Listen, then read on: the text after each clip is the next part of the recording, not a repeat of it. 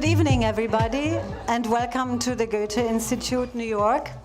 I'm Elisabeth Pyrot. I'm the Director of Library and Information Services at the Goethe-Institut. And in the name of Christoph Bartmann, the Director of the Goethe-Institut, who unfortunately can't be with us tonight due to an accident involving slippery ice, I'm very happy to welcome you to the 5th annual Festival Neue Literatur.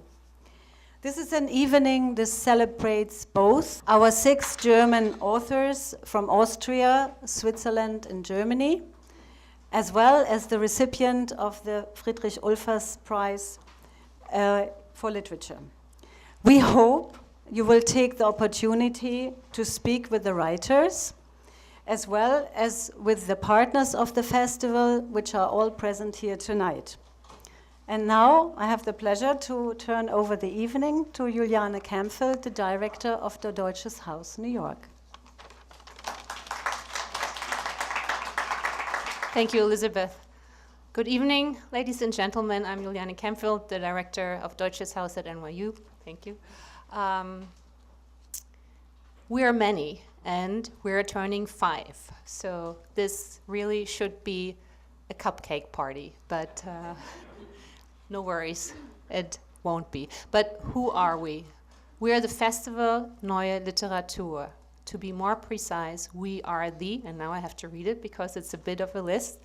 We are a group made up of the Austrian Cultural Forum, the Consulate General of Switzerland, the Consulate General of Germany, Deutsches Haus at Columbia University, the German Book Office, the Goethe-Institut New York, Pro Helvetia, and Deutsches Haus at NYU. It's an amazing group. I've had the honor to be working with these people for a while. They're all amazing, lovely, and so engaged with German language literature. It's a real pleasure to be working with them. So there's a big thank you to all the organizers. I won't name them all because otherwise we'll be here for a while and we don't want to do that, but thank you. You know who you are. I also want to thank our amazing festival curator, Tess Lewis, who is a pleasure to work with. I also want to thank Brittany Hazelwood, our super creative festival director, and you'll hear more from those wonderful ladies later on. And of course, we have to thank our sponsors, without whom this wouldn't be possible, and we couldn't be here, even though we're all so for German language literature. We need their support. So a big thank you to BMW of North America, to Air Berlin, to Elderberry Catering, and to Radeberger for making this possible. Especially a big thank you to Ken Sparks from BMW of North America. I also would like to thank Arena Powerhouse and McNally Jackson, where 2 of our panel discussions will take place. And this is the end of my thank yous. Thanks for bearing with me. The other day, I came across a quote by the 12th century theologian Hugh of St. Victor. I'm sure you all know him. From his Didascalion de Studio Legendi. And I was really struck by this quote, and I'll read it to you. I'll read it slowly because it's not so easy to grasp. So listen. The man who finds his homeland sweet is still a tender beginner. He to whom every soil is as his native one is already strong. But he is perfect to whom the entire world is as a foreign land. Well, here's some food for thought. I had just read our festival reader when I encountered these words, and the quote thus resonated with me even more strongly, since many of the topics raised in these words are what our authors deal with in their works, and I mean all our 6 German language authors, but also our 2 American authors, Monique Chuang and Kenneth Gessen. And I think as many here in the room will come from very different places, from faraway shores, it also resonates with all of us. And we are, of course, in a way, a microcosm of what New York is all about. I think that these subject matters will be explored in a very extensive way over the next couple of days, and I'm very grateful we all have the chance to investigate this further because it affects us all, I believe. Moving on to the Friedrich Ulfers Prize. The Friedrich Ulfers Prize was established last year and as part of the Festival Neue Literatur is awarded annually by Deutsches Haus at NYU to a leading publisher, writer, critic, translator, or scholar who has championed the advancement of German language literature in the United States. As you know, this year's recipient of the prize is publisher Sara Bershtel, who will receive the award here tonight from Professor Ulfers, who, as you know, created and generously endowed the Friedrich Ulfers Prize. We are so very grateful for that. Fred, thank you very much. Thank you very much.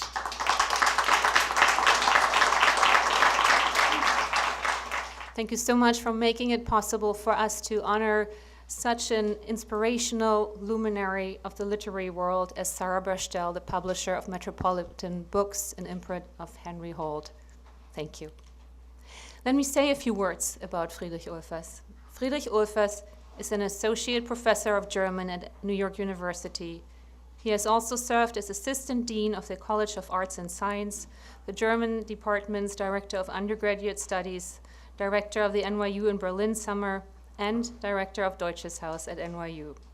He is the recipient of NYU's Distinguished Teaching Medal and Great Teacher Award and was twice awarded the College of Arts and Science Golden Dozen Award for Excellence in Teaching. He has taught not only in the German department, but also in NYU's interdisciplinary programs, offering courses that engage a range of interests, including literary theory, continental philosophy, and the relationships between science, literature, and philosophy. Friedrich Ulfers is also affiliated with the European Graduate School in Saas-Fee, Switzerland. He served there as professor of philosophy, teaching an intensive summer seminar on Nietzsche and 20th and 21st century thought.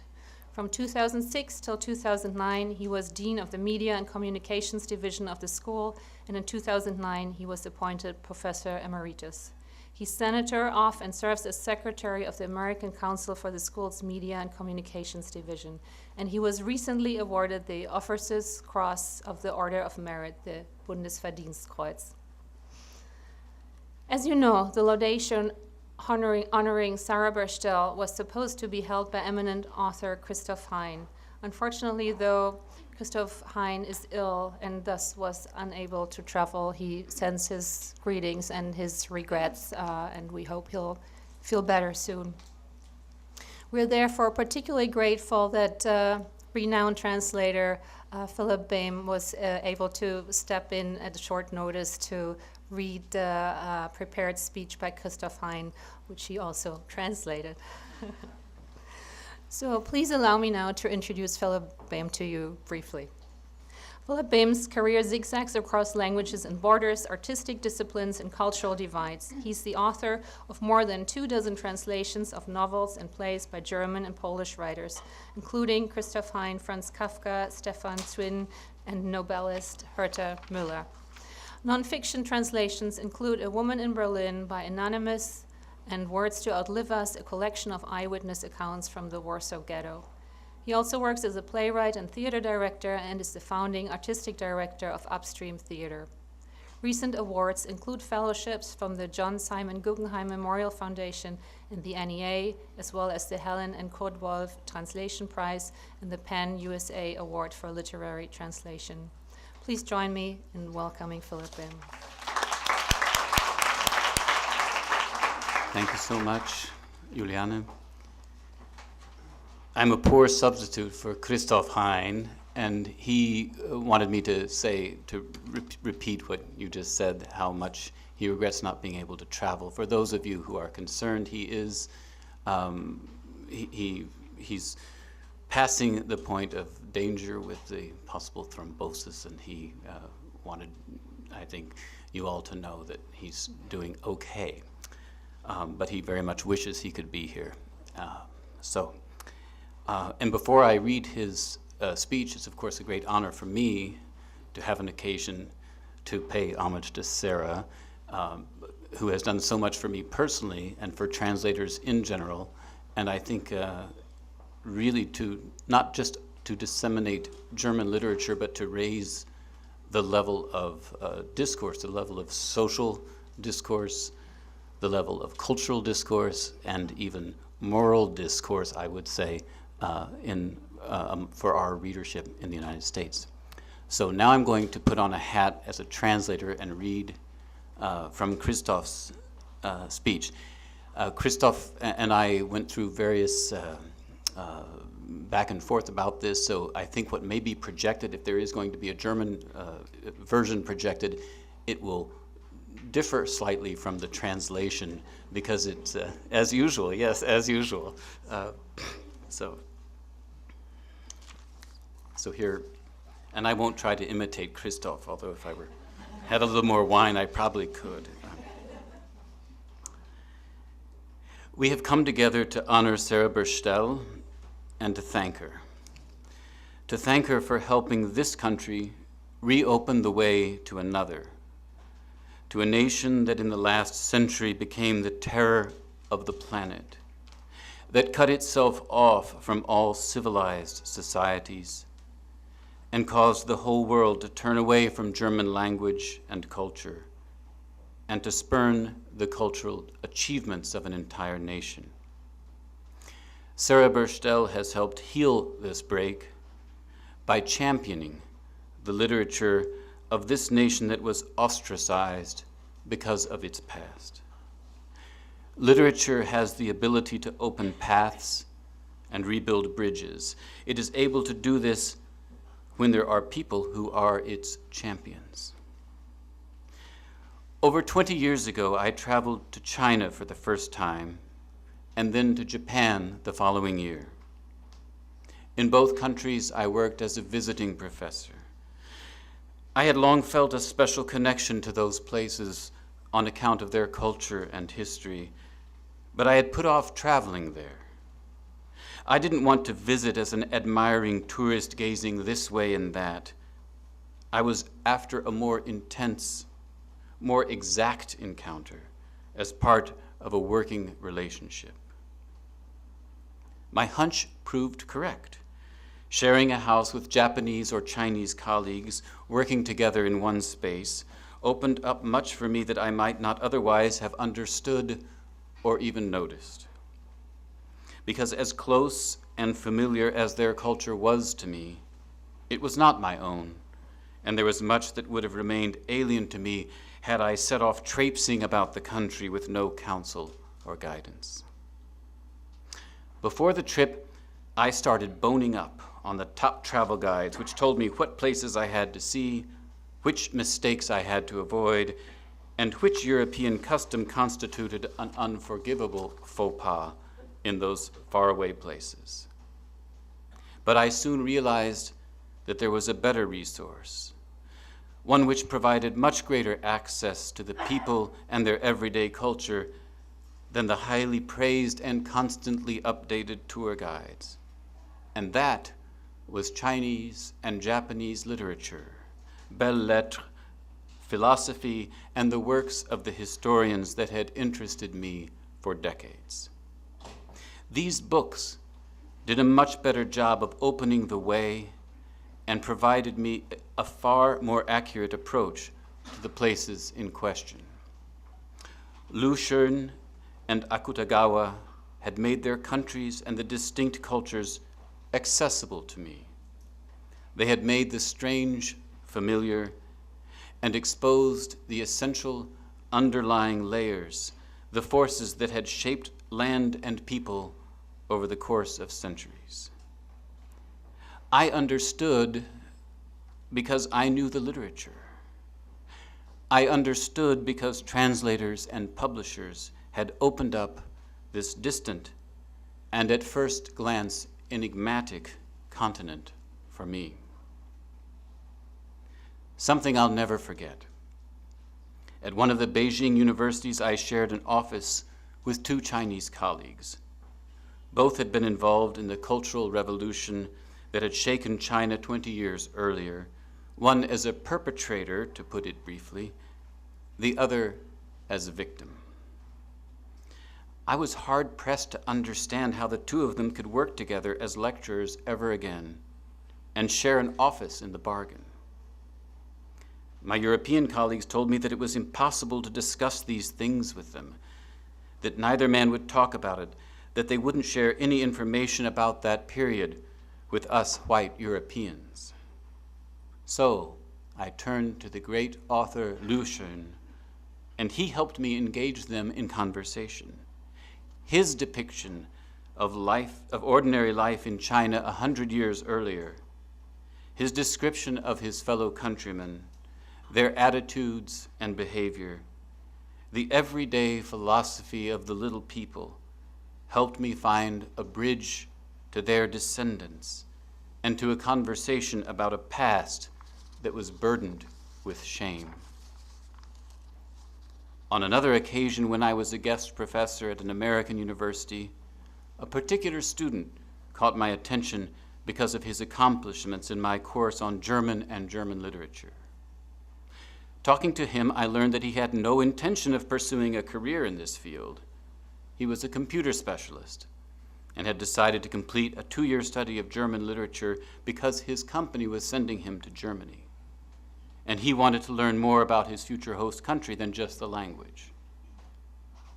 He hoped that German literature would help him better understand the Germans themselves, which would be useful for his work and good for his business.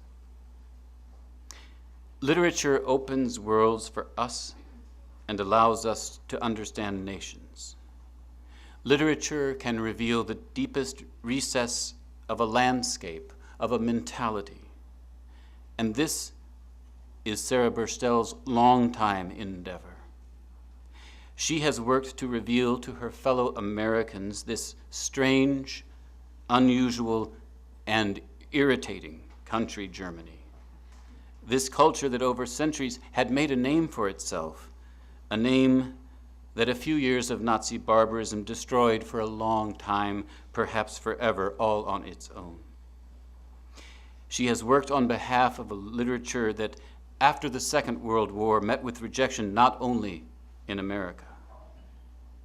And she did this despite the fact that she and her family had been forced to flee Europe to get away from the persecution they had suffered at the hands of the Germans.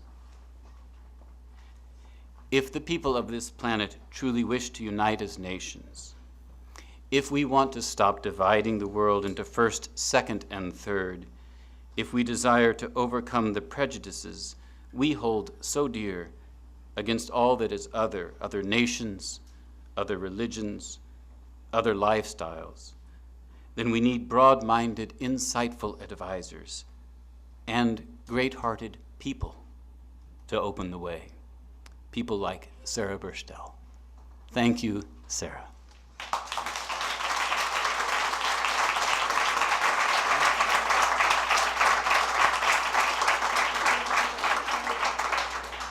Well, I feel the burden of history on my shoulders. First of all, thank you to Friedrich Ulfers, whom I had the pleasure of meeting for the first time this evening. Thank you, Fred, for this generous and unexpected award.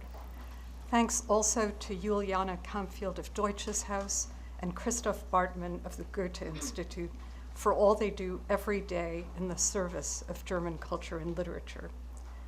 Thanks to Tess Lewis and the jury, and my colleagues at Metropolitan Books, who managed to collect all kinds of intelligence about me without my ever knowing.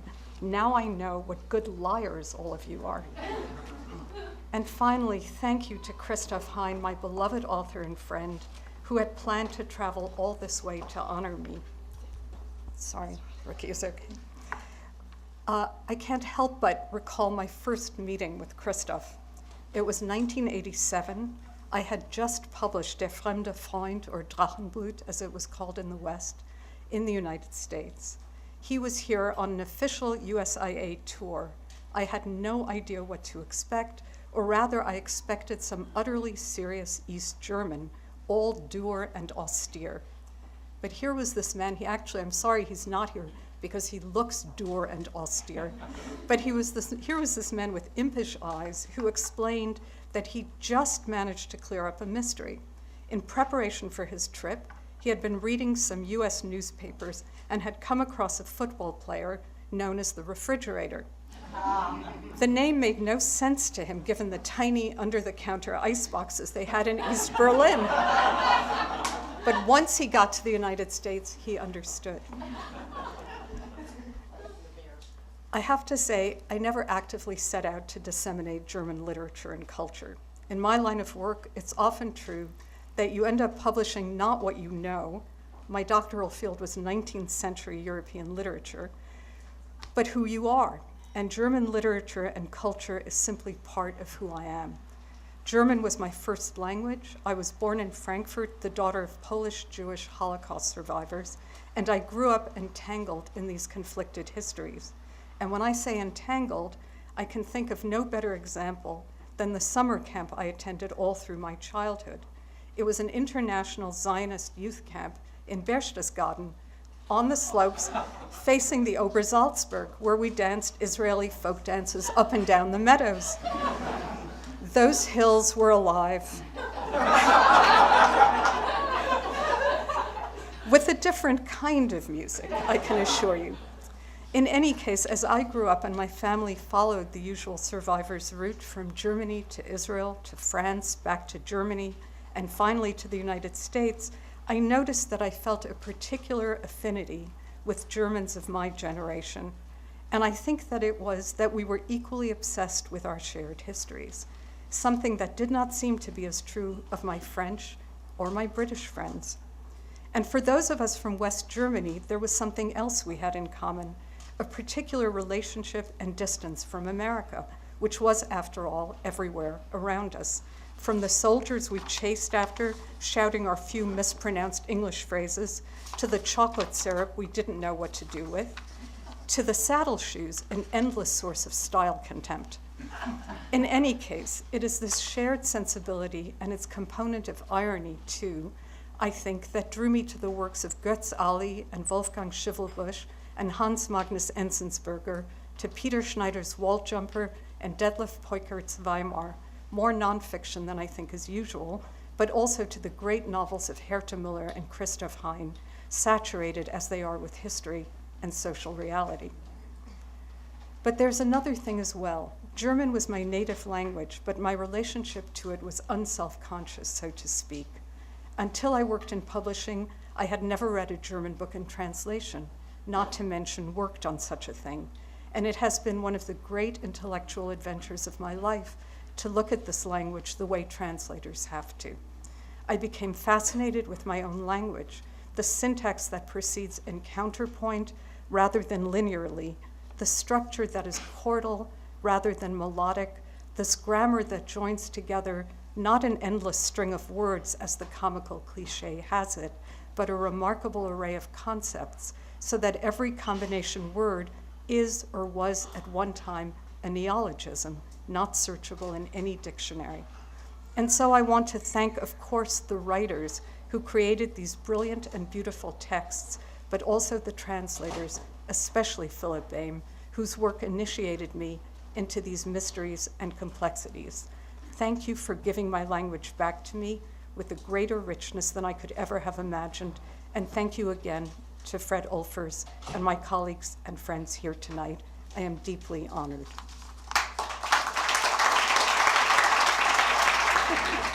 Here is the certificate Thank you so for the much. prize, and as they say, the check is in the mail, and I'm good for it.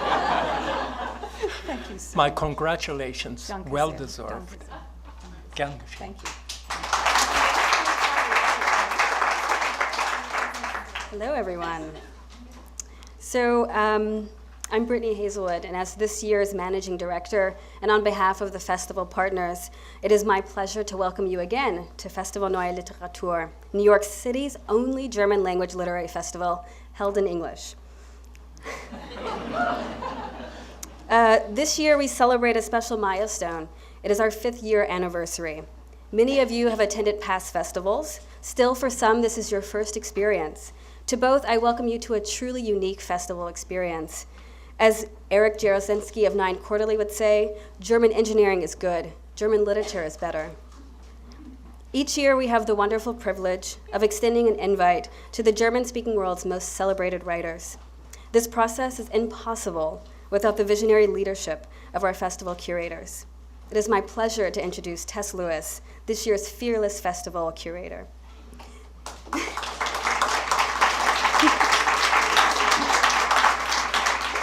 Tess Lewis has translated 11 books and numerous essays and articles from the German and the French.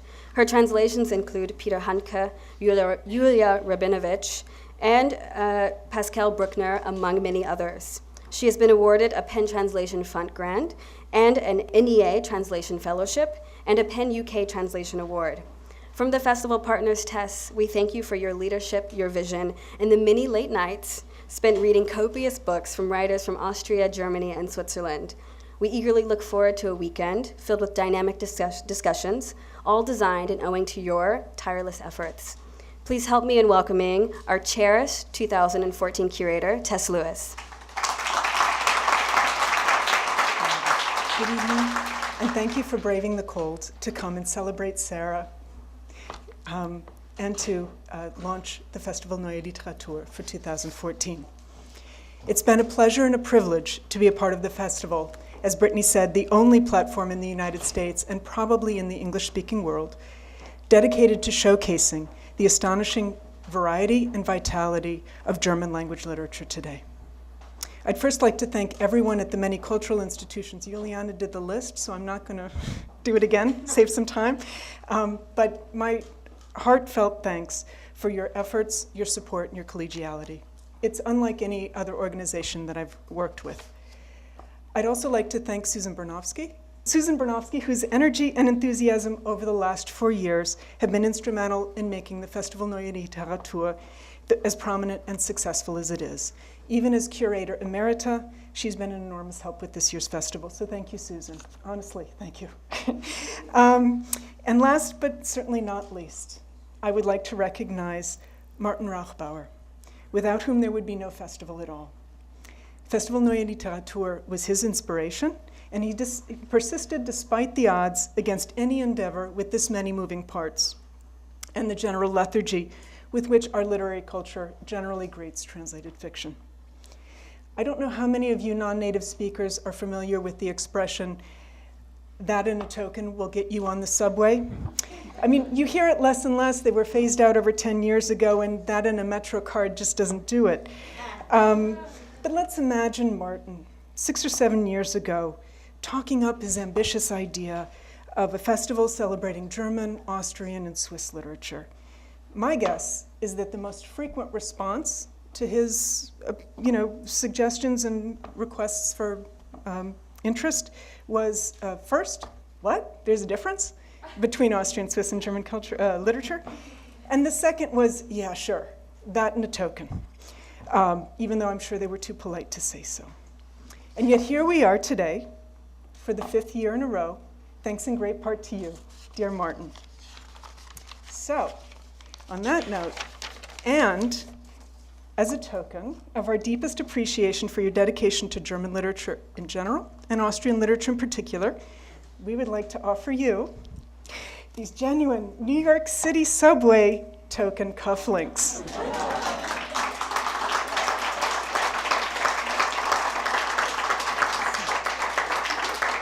Unfortunately, I'm sad to say they will not get you on the subway, but they will get you into future festivals, and may there be many more.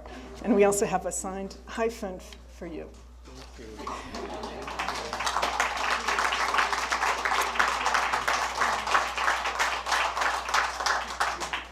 Well, thank you so much, Tess, and thank you so much to all the partners at the Festival Neue Literatur. Indeed, I was there from the beginning, although I think I got too much credit here. It was an initiative of all of our partners here, and I just want to say I'm going to miss the New York subway a lot, but I think I'm going to miss even more the Festival Neue Literatur. It was wonderful for me throughout all these 5 years to meet very, very interesting people, the authors, of course, but it was also tremendously fun organizing the festival. Indeed, bringing these 3 countries, Switzerland, Austria, and Germany, together and their literatures and their idiosyncrasies, and and the mix of it, and then bringing it all here to New York and with writers here was really a lot of fun. So I can only say thank you also to Friedrich Ulfers, to Professor Friedrich Ulfers, with whom I was just always a wonderful pleasure to work with, and I consider a great friend. Thank you also always for coming, and I want to just wish the Festival Neue Literatur a happy birthday and repeat the slogan of this year's festival, give me 5. Thank you very much.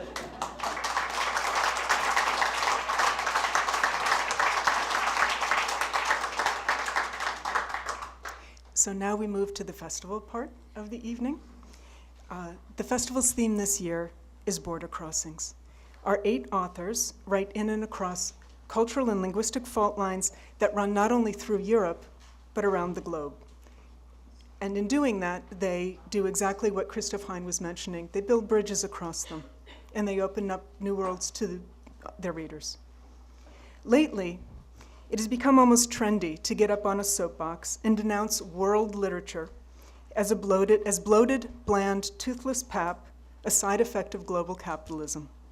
Whether it's Tim Parks in the New York Review of Books, claiming that European writers are increasingly abandoning local color and specificity in a bid for success in the English language market, in other words, going for the lowest common Anglo-aesthetic denominator, or the editors of N+1 decrying the recent fiction of a pacified Europe in which a smooth e-universality prevails in place of the old strife within and between countries, and calling for an antidote of thorny internationalism. Well, if you want thorny internationalism, you've come to the right place. Our authors, I believe, are the best possible response to these charges. Their books are sharp-edged, challenging, so firmly rooted in their specific communities, histories, and landscapes as to flirt, on occasion, with untranslatability. I know. And yet, they are also intimate, enthralling, and admirable in their willingness to call out hard truths. They are idiosyncratic in the very best sense of the word. Before we run Brittany Hazelwood's excellent introductory video, which I hope will whet your appetite for the feast we've prepared for you over this weekend, I'd like to introduce each of this year's authors. If you could please wave or stand when I call your name. Milena Michiko-Flachar and Maya Haderlapp from Austria. And Melinda Naj Abonyi and Richard Weyer of Switzerland.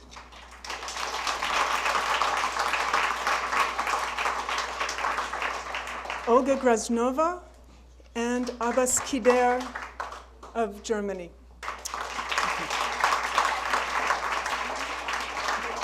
Our two U.S. authors are Monique Truong, who her most recent novel, set in Boiling Springs, North Carolina, does thorny internationalism with a Southern Gothic twist, and Keith Gesson, who unfortunately could not be here tonight, but will no doubt have something to say about or to answer for his magazine's editorial on Sunday. So please come. Thank you all once again for joining us, and thank you for helping us kick off Festival Neue Literatur 2014. So please, enjoy yourselves.